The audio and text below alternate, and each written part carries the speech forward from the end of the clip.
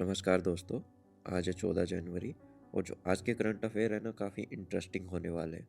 और ऊपर से मेरी आवाज़ अभी थोड़ी ख़राब हो रखी है क्योंकि मेरे को हो रखा है फीवर।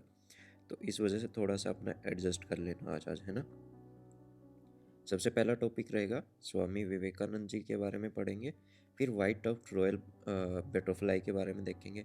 साथ ही साथ लद्दाख की तरफ से डिमांड की जा रही कि उसको सिक्स शेड्यूल के अंदर डाला जाए। और युगांडा के अंदर क्या इबोला आउटब्रेक हो गया फिर से, डब्ल्यूएचओ के द्वारा ये वार्निंग जारी की गई है। सबसे पहला टॉपिक रहेगा demand for inclusion in the six schedule. किसकी? ये है लद्दाख रीजन की। जो लद्दाख के लोग हैं वो चाहते हैं कि उनको सिक्स शेड्यूल के अंदर डाला जाए। तो सिक्स शेड्यूल क्या पूरा देखते हैं। Recently ministry of home affair की एक हाई पावर मीटिंग अभी हुई थी, जहाँ पे यूनियन टेरिटरी लद्दाख के बारे में बात की गई।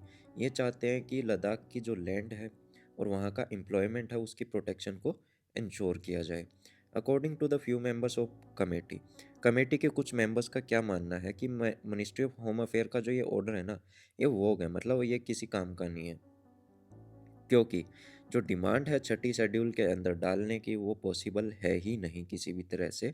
2019 सितंबर के अंदर national commission for schedule tribe ने रिकमेंड किया था कि लद्दाख को छठी शेड्यूल के अंदर डाल दिया जाए, क्योंकि वहाँ पे की जो जितनी भी पॉपुलेशन है उसमें से 97% जितने भी लोग हैं वो ट्राइबल एरियाज से, यानी कि ट्राइबल पॉपुलेशन मोस्टली। और वहाँ की जो कल्चरल हेरिटेज है ना वो भी काफ़ी अलग है, जिसको प्रिजर्व करने या फिर उसको प्रोटेक्ट किया जाना चाहिए। What are the committee form, sorry why are the committee form, इसका बैकग्राउंड देखते हैं। Civil society group in Ladakh have been demanding the protection of land resource and employment for the past 3 year. यहाँ पे क्या कहा गया है कि लद्दाख के जो लोग हैं, जब से आर्टिकल 370 को वहाँ से हटाया गया है लद्दाख जम्मू रीजन से, है ना, तब से वो लोग क्या कर रहे हैं कि प्रोटेक्शन डिमांड कर रहे हैं कि उनकी लैंड और उनके रिसोर्सेज को प्रोटेक्ट किया जाए और उनकी एम्प्लॉयमेंट को भी। क्योंकि उनको क्या डर है ना, बड़े बड़े बिजनेसमैन यहाँ पे आएंगे, हमारी लैंड वगैरह खरीद लेंगे और यहाँ पे जो जॉब्स है वो भी लोकल लोगों को ना मिल के काफ़ी जो बाहर के लोग हैं उनको ज़्यादातर मिलेंगी, तो इनका धंधा ख़त्म हो जाएगा। तो इस वजह से उनको ये डर है कि, और वो इसी वजह से वो चाहते हैं कि इसको छठी शेड्यूल में डाल दिया जाए। तो ये होना काफ़ी पॉसिबल है नहीं, क्योंकि प्रॉब्लम क्या है ना, कॉन्स्टिट्यूशन के अंदर ये बिल्कुल साफ साफ लिखा हुआ है, बिल्कुल क्लियर है कॉन्स्टिट्यूशन के अंदर कि जो छठी शेड्यूल है वो केवल और केवल नॉर्थ ईस्ट एरिया के लिए ही बनाई गई है। उसके अंदर जो ट्राइबल एरिया है नॉर्थ ईस्ट के, सिर्फ उन्हीं को डाला जाएगा। जो बाकी के जो ट्राइबल एरिया कंट्री के रह गए उनके लिए फिफ्थ शेड्यूल बनाई गई है। Wise what is the government stake, government का स्टेक क्या है, गवर्नमेंट क्यों चाहती है कि इसको इसमें डाला जाए, वो हमने बात कर ही ली है अभी कि भाई लोग चाहते हैं कि उसको उनको प्रोटेक्शन मिले, उनकी लैंड को प्रोटेक्शन मिले। ऊपर से गवर्नमेंट क्या मानना है कि वहाँ की जो कल्चर है वो थोड़ा सा इंटेंजिबल है ना, थोड़ा सा डिस्टिंक्ट है, तो इस वजह से उनको प्रोटेक्ट करना चाहिए।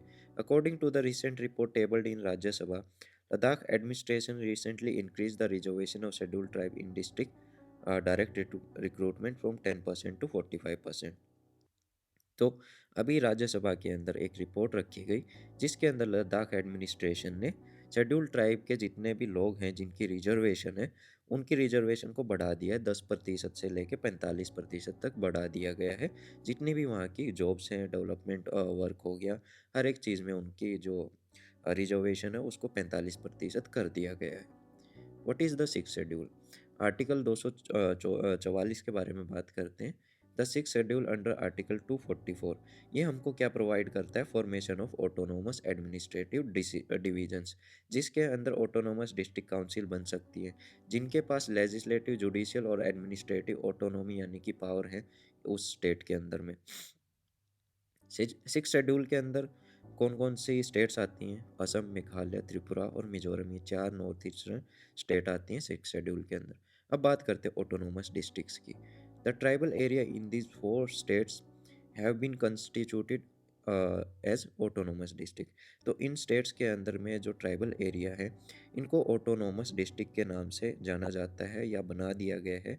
और इन पे जो कंट्रोल रहेगा ना वो ज़्यादातर किसका रहता है, या तो डायरेक्ट प्रेसिडेंट का या फिर गवर्नर का। गवर्नर अपनी मर्जी से इन पूरे एरिया को ऑर्गेनाइज रीऑर्गेनाइज अपनी मन मर्जी मुताबिक कर सकता है। यहाँ पे पार्लियामेंट की एक्ट या फिर स्टेट लेजिस्लेचर डायरेक्टली अप्लाई नहीं होता है। अगर उसको आपको अप्लाई करना है, तो उसके अंदर काफ़ी कुछ मॉडिफ़िकेशन करने पड़ेंगे और कुछ थोड़े बहुत एक्सेप्शन रखने पड़ेंगे। The power of direction in this regard lies with in the president और गवर्नर। अब बात करते हैं डिस्ट्रिक्ट काउंसिल की। हर एक ऑटोनोमस डिस्ट्रिक्ट की अपनी एक डिस्ट्रिक्ट काउंसिल है, जिसके अंदर 30 मेंबर होते हैं, है ना? जो कि नॉमिनेट किसके द्वारा किए जाते हैं? उनमें से 4 नॉमिनेट किए जाते हैं गवर्नर के द्वारा। जो बाकी के 26 हो गए, उनको इलेक्शन करवा के चुना जाता है। इलेक्टेड मेंबर्स करीबन 5 साल तक के लिए क्या करते हैं? अपने ऑफिस को होल्ड करते हैं, है ना? उसके बाद काउंसिल डिसॉल्व हो जाती है और दोबारा फिर से क्या होते हैं, वहाँ पे इलेक्शन होते हैं और उससे पहले 4 मेंबर्स को फिर से गवर्नर क्या कर लेगा, नॉमिनेट कर लेगा।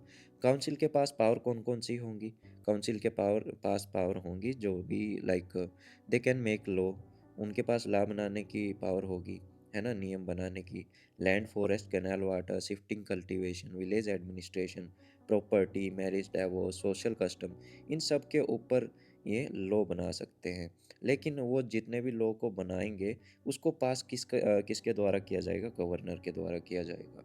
दे कंस्टिट्यूट विलेज काउंसिल भी वो बनाएंगे, जिनके अंदर जो भी ट्रायल्स होंगी, कोर्ट का काम होगा, केसेस का निपटारा होगा, जो भी ट्राइब्स हैं जो आपस में झगड़ती रहती है, कोई भी उनका मुद्दा होता है, तो उनका निपटारा इन विलेज काउंसिल्स के अंदर होगा। The जुडिक्शन of high court over these suits and cases is specified by the governor. कि भाई हाई कोर्ट की कितनी जुडिक्शन इसके ऊपर रहेगी, ये कौन स्पेसिफाई करेगा? ये करेंगे वहाँ के governor. The district council can establish, construct or manage primary school, dispensary, market, ferries, fisheries, road and so on the district। तो यहाँ पे क्या है ना, डिस्ट्रिक्ट काउंसिल कुछ भी एस्टेब्लिश कर सकती है, वहाँ पे कंस्ट्रक्शन करवा सकती है, स्कूल बनवा सकती है, डिस्पेंसरी दवाइयों की दुकानें, छोटी मोटी मार्केट होगी, फेरीज होगी, फिशरीज होगी, रोड वगैरह, मतलब जितना भी वहाँ का जो मैनेजमेंट का या फिर कंस्ट्रक्शन का है ना, वो सारा का सारा काम कौन करवा सकती है? डिस्ट्रिक्ट काउंसिल करवा सकती है। ऊपर से पास इनके पास एक्सेस है और साथ में ये वहाँ का लैंड रिवेन्यू को भी कलेक्ट कर सकते हैं और कुछ स्पेसिफाइड टैक्सेस को भी इम्पोज कर सकते हैं। अभी यहाँ पे देखते हैं next topic, white tuft royal butterfly. ये दिख रही है ना आपको?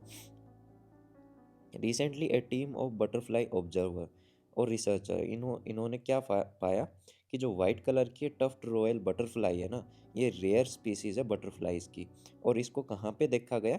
कन्नौर केरला के अंदर देखा गया, जिसको 2017 में देखा गया था अगस्त्य कोडम के अंदर।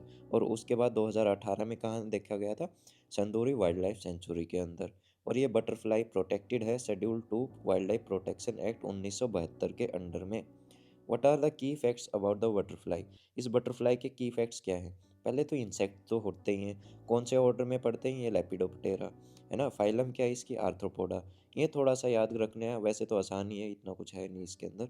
अडल्ट बटरफ्लाइज काफ़ी लार्ज साइज़ की होती हैं, ब्राइट कलर होती है ना? और ऊपर से एक और रिसेंटली एक हिमालयन बटरफ्लाई जिसका क्या नाम है, गोल्डन बर्डविंग, ये भी डिस्कवर की गई है दोबारा से इंडिया के अंदर, जो कि पहले देखी गई थी 88 साल पहले। अब बात करते हैं सिग्निफिकेंस कि भाई इसका फ़ायदा क्या है हमको। पहला तो रिच बायोडाइवर्सिटी, है ना? The abundance of butterfly in an area represent the rich biodiversity. मतलब जहाँ पे भी आपको ये तितलियाँ वगैरह दिखेंगी ना, तो समझ लेना वो जो एरिया है ना काफ़ी साफ़ सुथरा है, वहाँ का इन्वायरमेंट जो है काफ़ी अच्छा है। इंडिकेटर स्पीसीज़ के नाम से भी इनको देखा जाता है, क्योंकि देखो जिधर भी ये रहेंगी वहाँ की कंडीशन, इकोसिस्टम की कंडीशन, वहाँ पे रहने वाले जानवर्स की कंडीशन काफ़ी अच्छी होगी। पॉलिनेटर का भी काम करते हैं कि भाई इनके क्या है ना, पॉलिनेशन में हेल्प करते हैं। पॉलिनेशन में क्या होता है ना, जो मेल फ्लावर्स से जो भी पॉलन्स होते हैं वो फीमेल के स्टिग्मा पे जाके अटैच हो जाते हैं, जो जिसके बाद क्या होना स्टार्ट हो जाता है, वहाँ पे सीड की फॉर्मेशन स्टार्ट हो जाती है, ठीक है? और वही सीड फिर दूसरे जानवर्स के द्वारा डिस्पर्स कर दिए जाते हैं जगह जगह पे, जहाँ से फिर क्या है ना, हर एक जगह पे उस तरह के पौधे दिखने को स्टार्ट हो जाते हैं। नेक्स्ट टॉपिक है हमारा स्वामी विवेकानंद जी के बारे में। हर साल 12 जनवरी को नेशनल यूथ डे के रूप में इनकी बर्थ एनिवर्सरी को मनाया जाता है। एनवाईडी को यानी कि नेशनल यूथ डे को डिक्लेयर किया गया था गवर्नमेंट ऑफ इंडिया के द्वारा 1984 के अंदर। इस साल 2023 का थीम क्या था? विकसित युवा विकसित Bharat. Swami Vivekananda was a key figure in the introduction of Hindu philosophy of Vedanta. Vedanta की जो हिंदू फिलोसफी है उसको इंट्रोड्यूस करवाने वाले कौन थे? स्वामी विवेकानंद थे। और योगा को वेस्टर्न वर्ल्ड के अंदर भी कौन इंट्रोड्यूस करवाया था? स्वामी विवेकानंद जी ने ही इंट्रोड्यूस करवाया था। He was the strong advocate of social justice and worked to uplift the status of women lower caste in Indian society।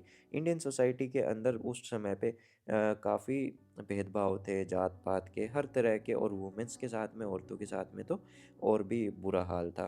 तो उनके अपलिफ्टमेंट के लिए इन्होंने काफ़ी कुछ काम किए हैं। और he was the chief disciple of 19th century mystic Ram Krishna Paramhansa and he establish Ramakrishna Mission. तो इनके द्वारा ही रामकृष्ण मिशन को एस्टेब्लिश करवाया गया था 1897 के अंदर। ये सब हमने अभी पढ़ ही लिया है ना। कंट्रीब्यूशन भी पढ़ लिया वेदांता योगा वाला, है ना। और इनको सबसे ज़्यादा किस वजह से जाना जाता है? इन्होंने एक स्पीच दी थी वर्ल्ड पार्लियामेंट रीजन के अंदर, कहाँ पे? शिकागो के अंदर 1893 में। उन उस स्पीच के बाद से इनको पूरे वर्ल्ड के अंदर जाना जाता है। स्वामी विवेकानंद जी की वो स्पीच की क्लिप आई थिंक यूट्यूब पे पड़ी है, तो एक बार आप देख भी सकते हैं। Spelt out 4 pathway of attaining मोक्ष। मोक्ष पाने के इन्होंने 4 पाथवे यहाँ पे सजेस्ट किए थे। कौन कौन से? राजयोग, कर्मयोग, जन योग और भक्ति योग। नेताजी सुभाष चंद्र जी ने विवेकानंद जी को क्या बोला था? कि ये है maker of modern India. Modern India को बनाने वाले कौन है? स्वामी विवेकानंद। क्योंकि इनकी सोच है ना काफ़ी उस टाइम पे काफ़ी मॉडर्न थी। रामकृष्ण मिशन हमने देख ही लिया, और किस वास्ते ये काम करते थे? बेस्ड एजुकेशन हो गया, कल्चर, हेल्थ, वुमेंस एम्पावरमेंट के लिए, ट्राइबल वेलफेयर के लिए, रिलीफ और रिहैबिलिटेशन कामों में भी ये आगे रहते थे। 1899 में इनके द्वारा बेलूर मठ को बनाया गया था। ठीक है। और इनकी जो डेथ हुई थी बेलूर मठ के अंदर 1902 के अंदर हुई थी। और बेलूर मठ कहाँ पे लोकेटेड है? वेस्ट बंगाल के अंदर, जो कि हेडक्वार्टर किसका है? रामकृष्ण मठ और रामकृष्ण मिशन का। अब बात करते हैं इबोला ब्रेक की। ठीक है। इबोला आउटब्रेक हो गया फिर से, कहाँ पे? युगांडा के अंदर। करीबन 4 महीने के बाद में और 55 डेथ के बाद में लेटेस्ट एपिडेमिक इबोला का युगांडा के अंदर फिर से डिस्कवर हुआ है WHO के द्वारा। यहाँ पे अब की बार कौन से स्ट्रेन के द्वारा किया गया है ये है सूडान का स्ट्रेन, मतलब वहाँ पे इसकी शुरुआत हुई थी इस वायरस की। जो ये नया स्ट्रेन है, जैसे कि कोविड में था ना, कोविड में भी नया स्ट्रेन आ गया था, वैसे ही इबोला के अंदर सीन हो रखा है। इबोला वायरस एक बीमारी है जिसके अंदर हेमोरेजिक फीवर हो जाता है, और जो कि कारण बनता है मतलब इंसान की डेथ का, है ना। और यहाँ पे क्या है ना, ये फीवर जो है या फिर ये वायरस है डेड एनिमल्स और पीपल लोगों के से भी फैलता है। इसके सिम्टम क्या है? इसके अंदर ज़्यादा तेज़ बुखार हो जाता है, थकावट होती है बॉडी के ऊपर। यहाँ पे आपको कई जगह पे निशान मिलेंगे। वोमिटिंग, डायरिया, पेट खराब होना, है ना। इंटरनल और एक्सटर्नल ब्लीडिंग स्टार्ट हो जाती है बॉडी के अंदर। इसको पहली बार डिस्कवर किया गया था 1976 में, कहाँ पे? इबोला नदी के पास में। इस वजह से इसको इबोला वायरस बोला जाता है। Y in news? न्यूज़ में तो हमने देख ही लिया, युगांडा के अंदर फिर से आ गया ये। पहली बार डिस्कवर हुआ था इबोला रिवर के पास में, डेमोक्रेटिक रिपब्लिक कोंगो के अंदर। और इसके कई स्ट्रेन्स हैं, इबोला वायरस, सूडान और ये सब। एक बार को आप पढ़ लेना। बेसिकली आपको पता क्या होना चाहिए कि ये वायरस है या क्या है ना। तो ये है एक वायरस, और इसके अंदर डेथ रेट काफ़ी ज़्यादा होता है, और हेमोरेजिक फीवर हो जाता है बॉडी के अंदर। हेमोरेज मतलब यहाँ पे आपके शरीर में, सिर में बुखार चढ़ जाएगा, नसें वसें फट जाती है शरीर की, इतना ज़्यादा तेज़ भी बुखार हो जाता है, और वही फिर लास्ट में डेथ का कारण बनता है। ह्यूमन टू ह्यूमन ट्रांसमिशन हो जाता है, डायरेक्ट कॉन्टैक्ट के भी। जैसे ही किसी की स्किन से खून निकल रहा हो, म्यूकस निकल रहा हो, तो उससे भी अगर कोई पास में आ जाए तो ये स्टार्ट हो जाता है, उस इंसान को भी हो जाता है। डायग्नोसिस की बात करें तो इसको डायग्नोस कर पाना बड़ा मुश्किल है। जैसे कि कोविड का पता लगा पाना मुश्किल था, इसका भी वैसा ही सीन है। एलिजा टेस्ट किया जाता है, antibody capture enzyme linked immunosorbent assay, और या फिर आरटीपीसीआर। आरटीपीसीआर अब तो हर एक इंसान को पता होगा, कोविड में यही सबसे ज़्यादा किया जाता था। और एलिजा भी। वैक्सीन की बात करें तो इसकी एक वैक्सीन है ER-Vibo। ठीक है। ये काफ़ी हाईली इफ़ेक्टिव है इस बीमारी को रोकने के लिए। The vaccine has only been approve to protect against Zaire strain of virus. कि इस वायरस का एक जेरिन नाम का स्ट्रेन था, उसी के खिलाफ में ये काफ़ी इफ़ेक्टिव थी। अब ये नया सूडान स्ट्रेन आ गया, अब इसका पता नहीं क्या ही होगा। तो ये थी हमारी आज की क्लास। आज काफ़ी एनर्जी डाउन है मेरी, तो उसके लिए I am really very sorry. Video अच्छी लगी हो तो प्लीज़ लाइक कीजिएगा, चैनल को सब्सक्राइब कीजिएगा। कोई भी समस्या हो या फिर कोई भी मैंने कुछ गलत पढ़ा दिया हो या फिर कोई भी आपका सजेशन हो, तो कमेंट सेक्शन में भी बता सकते हैं या फिर मेरे को डायरेक्टली मैसेज करके मेरे टेलीग्राम पेज पे वहाँ पे भी बता सकते हैं। और इस क्लास की पीडीएफ आपको टेलीग्राम पे मिल जाएगी, जिसका लिंक यहाँ पे डिस्क्रिप्शन में मिल जाएगा। तो मिलते हैं तब तक अपनी नेक्स्ट क्लास के अंदर। Thank you, have a nice day.